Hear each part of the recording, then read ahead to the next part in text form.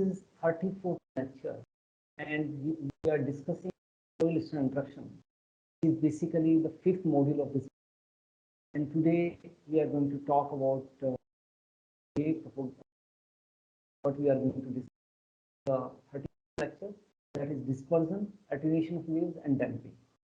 So when we talk about dispersion and attenuation, this will be waves, and then when we talk about damping, it will be both material damping and radiation damping. Like the 5th module of the course, that is on SSI 4D. And in this 5th module, we have already covered 3 chapters, that is introduction to soil interaction, facts of soil interaction. Then we also talk about strong ground motion and wave propagation, and we discuss wave, that is the 4th one. We are going to talk about first dispersion and attenuation of surface waves, and then damping. So let's have this 4th chapter on SSI, and which is very important for articulation design of foundations. What we are going to discuss today. Here, when we talk about dispersion and attenuation waves and damping, these are the topics which we are going to discuss. One will be dispersion of surface waves, then it will be phase and group velocities, then it will be attenuation of surface waves, material and radiation damping of soil. All 4 will be discussed. So let's start from the first one, that is the dispersion of surface waves. What is the dispersion? First of all, this is phenomena, the wave, which will be applicable for surface waves only. In the last lecture, which we have discussed, that earthquake is nothing but release of energy through elastic waves in the earthquake. And there are 2 types of elastic waves. One is called body waves, and another is called surface waves. Within the body waves, we have 2 types. One is P wave, and another is S wave. And then you have the surface waves, where we have discussed again 2 types. One is called relief wave and love waves. So within the category of surface waves, this phenomenon of dispersion occurs. And what is that dispersion, which we are going to talk about that. So here, first of all, when the relief wave's velocity in a homogeneous half space is independent of frequency, so that is key. If your medium, soil medium, is homogeneous, it is not heterogeneous. In that case, not only body waves, of course, body waves will be traveling independent of frequency, but even relief wave will be also, their velocity will be independent of frequency. However, on the other hand, the velocity of love wave varies with frequency between an upper and lower limit. So irrespective of the type of medium, the love waves will be dispersive. Love wave frequency velocity will be changing with frequency. On the other hand, relief waves velocity will remain constant in a homogeneous medium, but will be changing in heterogeneous medium. So what is dispersion? Dispersion is a phenomena in which waves of different frequency, or we can say at different wavelength, propagate at different velocities. So means if you change the frequency of the wave, then its velocity will also change. Then this phenomena is called dispersion. And the love waves are dispersive in nature, and relief waves in a homogeneous half space are non-dispersive. So within the surface waves, love waves will be dispersive irrespective of whether they are traveling in homogeneous or heterogeneous medium. But relief waves are dispersive in case of no heterogeneous medium, but in case of homogeneous medium, they are non-dispersive. That means there is no change in their wave velocity with frequency if it is traveling through the homogeneous medium. But because in general, you know that in real scenario, this Earth is a heterogeneous medium. So in that case, because it is rarely homogeneous medium. So in that case, in the real situation, both relief wave as well as love wave will be dispersive in nature. So this was about. Continue with that. Relief waves, now coming to when you have, you know that when you have long wavelength, that means you will have low frequency. And if you have the short wavelength, then in that case, the frequency will be high. So if you have a relief waves of long wavelength with a low frequency, they can propagate faster than relief waves of short wavelength. which is for high frequency. Therefore, in the real world of heterogeneous materials, RLF waves are also dispersive, because as the wavelength changes, then there is a change in the frequency, and when there is change in frequency, then there will be wave velocity will also change. Now, since the velocity of both RLF waves and love waves decrease with increasing frequency, the low frequency components of surface waves produced by earthquake can be expected to arrive at a particular site before their high frequency counterparts.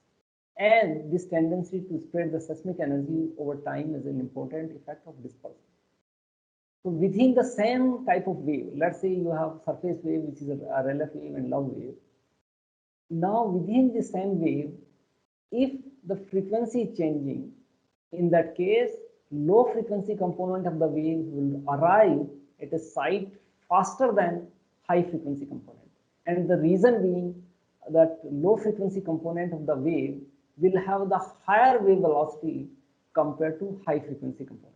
Or in other words, you can say, because when you have low frequency component, its wavelength will be higher. As the wavelength is increases, then its wave velocity will be high. So this was all about dispersion of surface waves. And let me summarize again. Dispersion is a phenomena where the wave velocity is changing with frequency, number one. Second thing, for body waves, you don't have this effect of dispersion.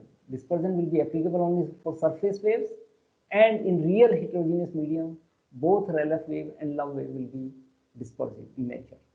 Okay. Now, there is one what is called phase and group velocities. When the waves travel, then two types of velocities are referred. One is called phase velocity and another is group velocity. So, and again, when we are talking about that, this is related to again for surface waves.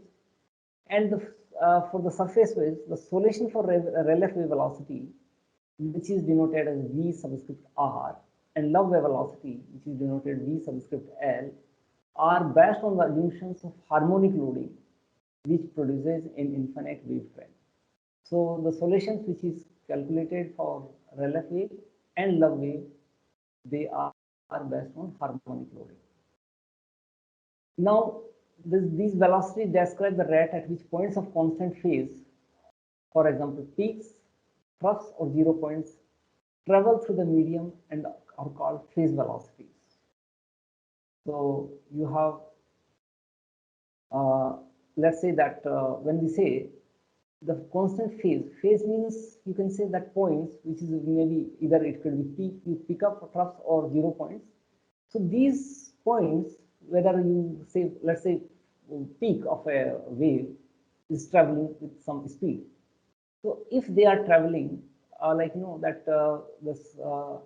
this point itself will call phase, and if you refer that the velocity of some peaks or some trough or some neutral points like 0 points, then that velocity for a particular wave will be called phase velocities.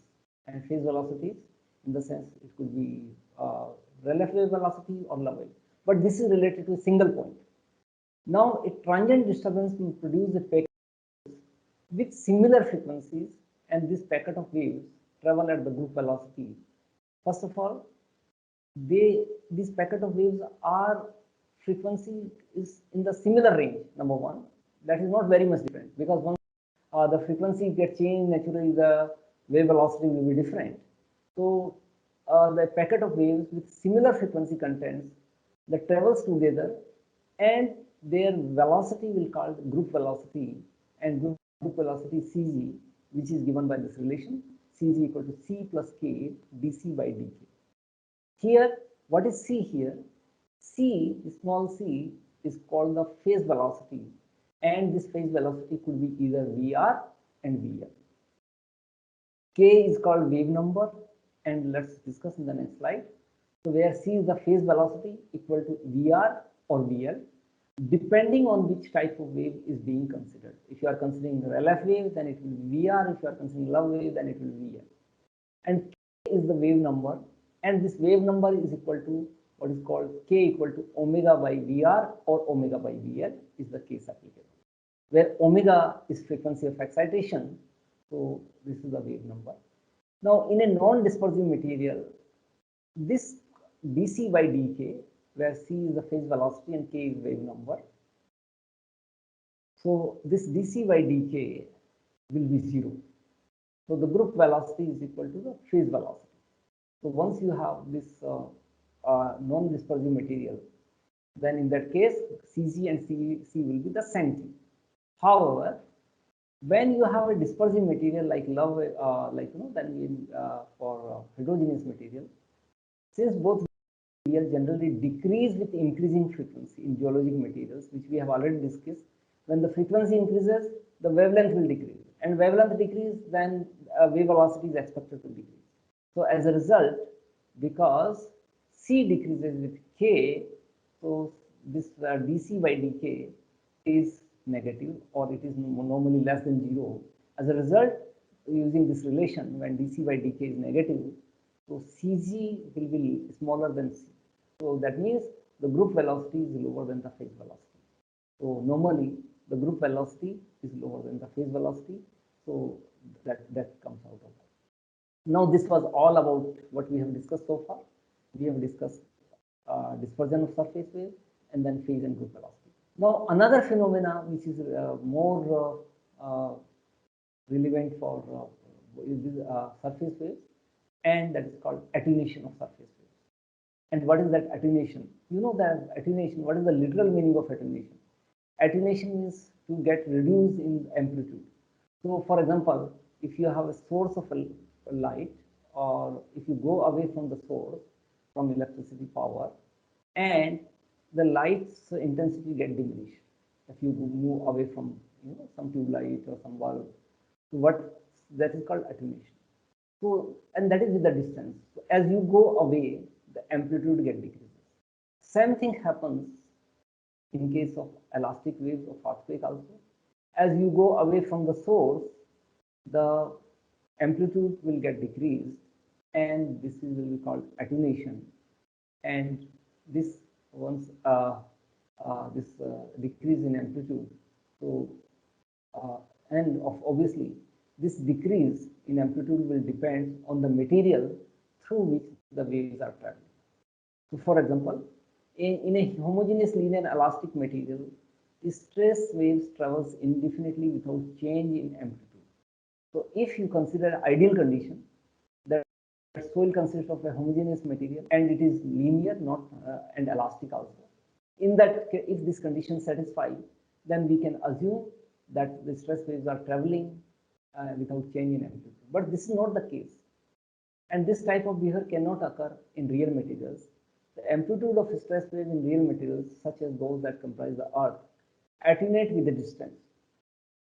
And this attenuation can be attributed to two sources, one of which involves the material through which the waves travel, and the other the geometry of the wave propagation problem.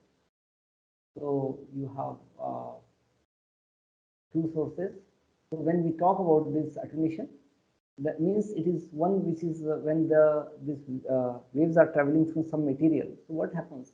The material, let's say soil, absorbs some energy, and this is called material damping. In fact, you may be aware what we mean by damping.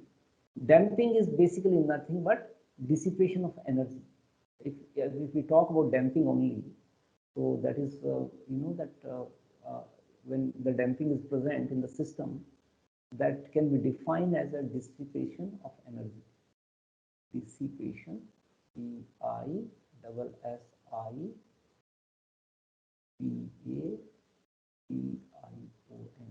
dissipation.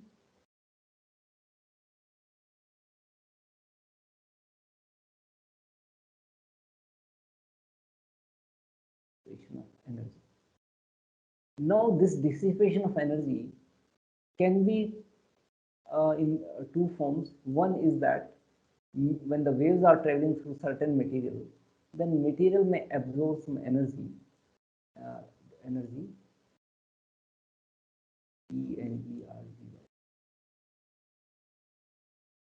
1 minute, please.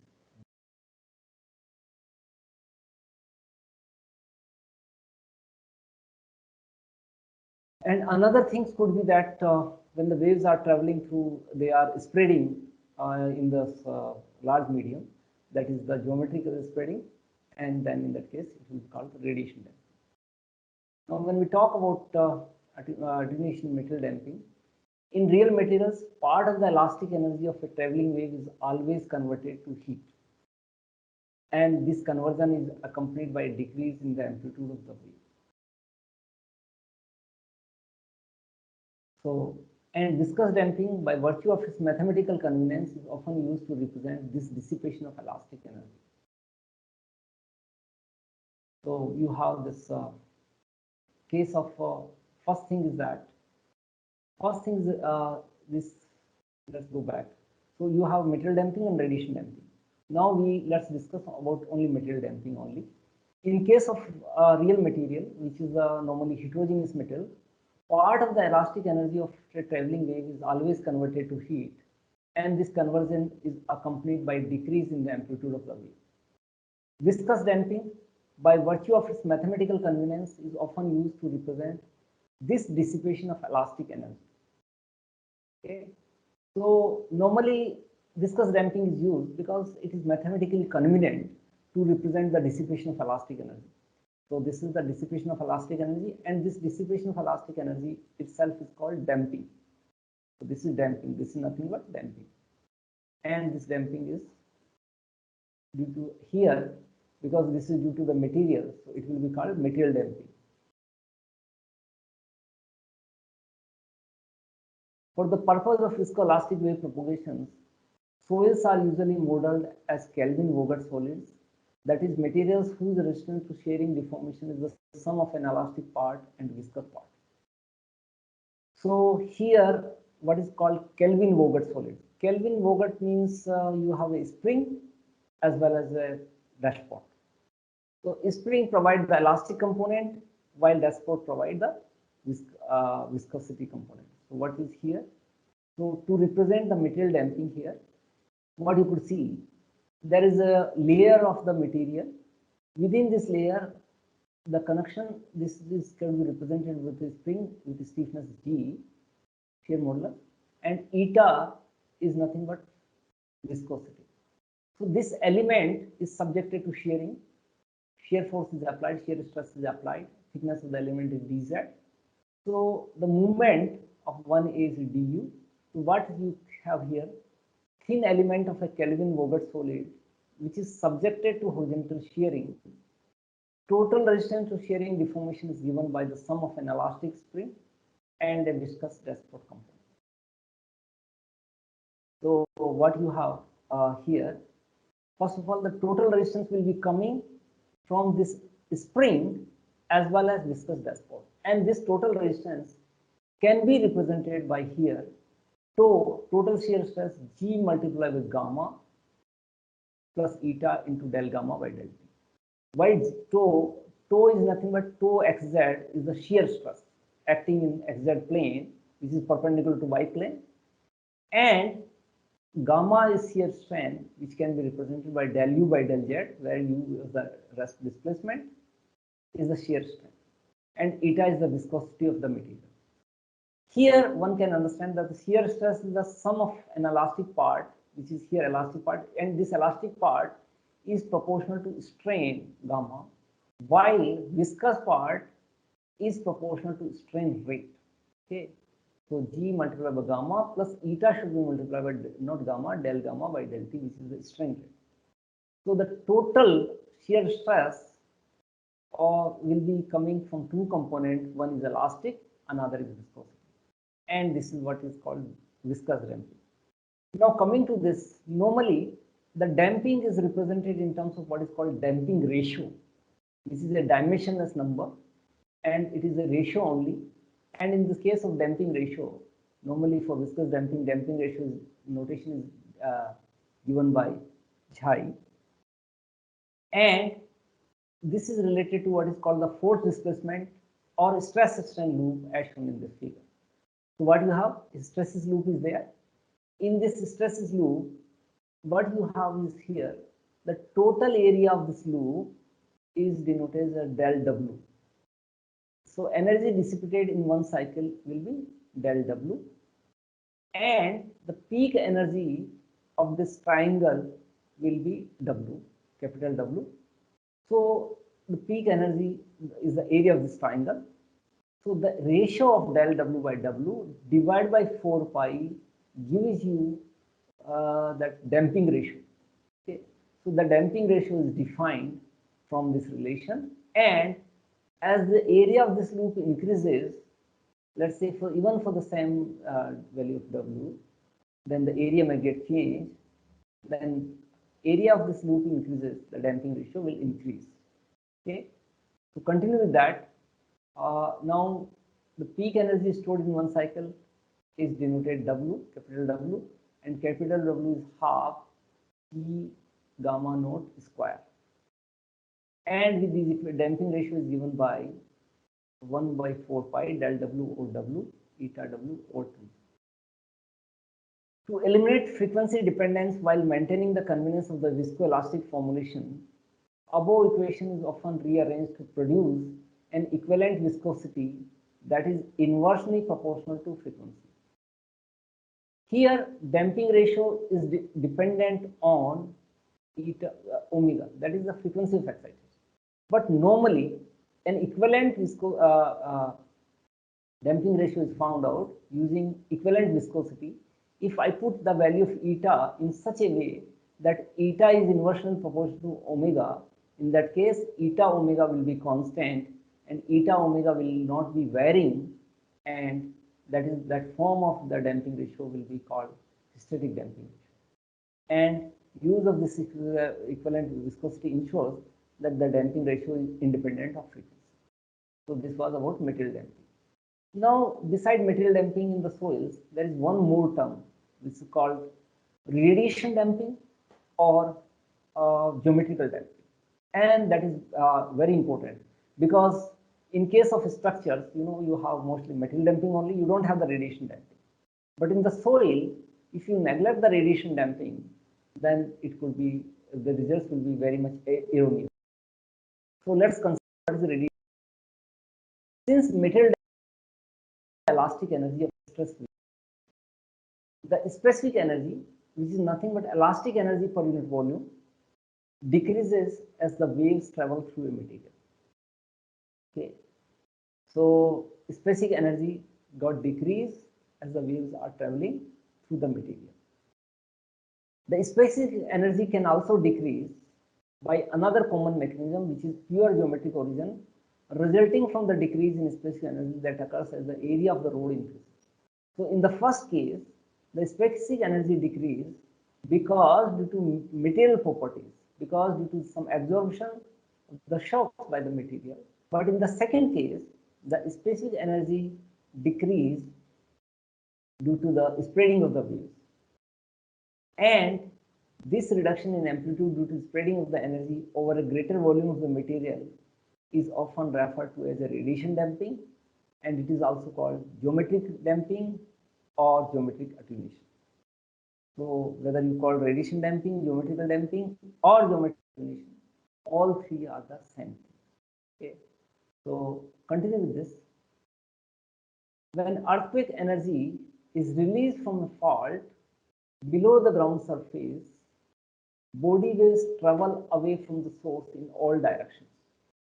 Okay.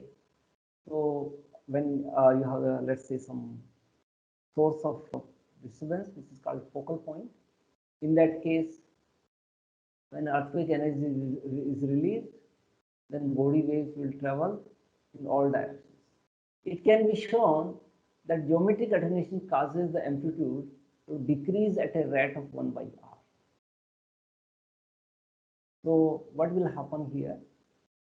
So geometric attenuation will, due to this geometric attenuation, the amplitude will decrease, and this decrease in the for the body waves is at a rate of 1 by r, where r is the distance.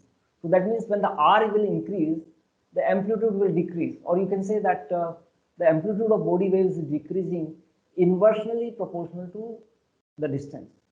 Okay, so more the distance, more attenuation it will be there. But when you talk about surface waves, then also with the distance there is a decrease in amplitude, but this decrease in amplitude, it is at a rate of 1 by square root of r. Okay, that means here this is 1. Let me put like this. This is not I. Okay, 1 minute. This should be 1. 1 by root r.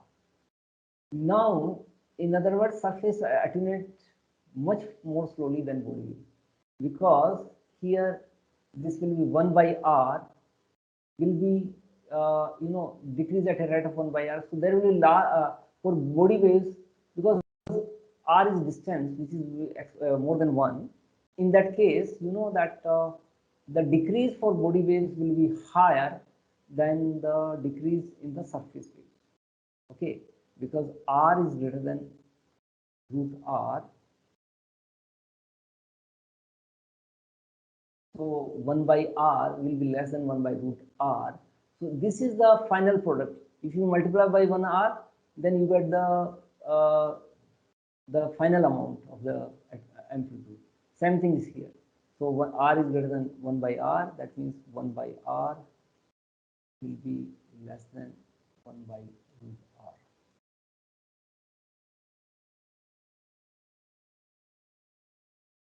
Okay.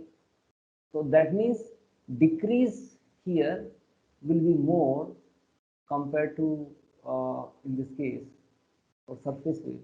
So that's why it can be explained that there is a greater proportion of surface wave motion related to body wave motion, which is commonly observed at large epicentral distance.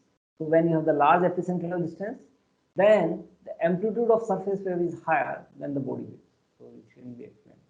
Continue with this.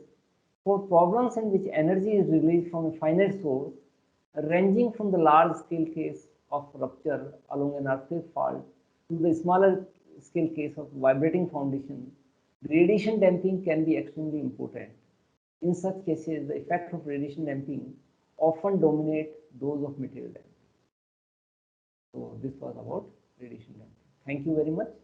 And today's lecture's content was mostly from these references. It is mostly from the second reference, that is the book by Kramer, and which is Geotechnical Earthquake Engineering, titled Prejudice Hall Publisher. So the speaker is thankful to these authors of these books, and these have been used as a research material. Thank you very much for your kind attention.